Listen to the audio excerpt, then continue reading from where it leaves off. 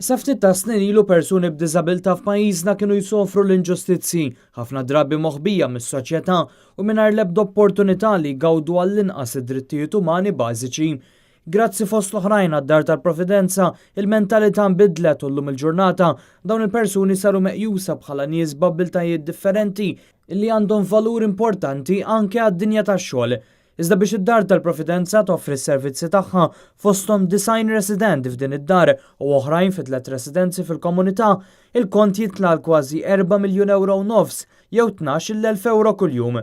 Għalhekk għal sena oħra qed issir il-Festa ta' Ġeneroiżtà, maratona li bħal kull sena issir fl-ewwel jum tas-sena ġdida. Għal darb'oħra d-Dar tal-Providenza fl-ewwel ta' Jannar se tkun qed tistieden lill-pubbliku Malti u Awċi biex jagħti d-donazzjonijiet tiegħu ħalli nkun nistgħu nkomplu nagħtu s-servizz li d-dar dejjem offrit għal 50 sena sħaħ. Din is-sena l-maratona għandha erbanijiet fosthom illi l-pubbliku jiltaqa' ma' residenti tad-dar u li jara l-proġetti kapitali illi saru fosthom il-pixxina terapeutika ġdida, l-installazzjoni tal-lifts ġodda u xogħol fuq żewġ djar oħra fil-komunità.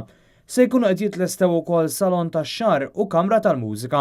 It-tielet għan ta' din il-maratona u li jinġabru fondi biex ikun sostnutu jitjieb is-servizz offrut fid-Dar tal-Providenza waqt li għan ieħor li jitwassal messaġġ ta' rispett mis-soċjetà lejn persuni b'diżabilità li jiġu trattati b'dinjità u li jkunu offruti għażliet u opportunitajiet bħal kulħadd.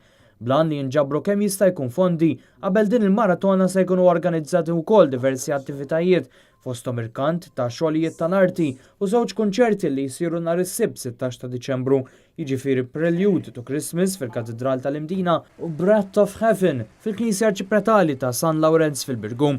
Nhar l-erba' 27 ta' Diċembru jsiru wkoll turnew tal-futbol b'risq id-Dar tal-Providenza bil-parteċipazzjoni ta' 10 timijiet.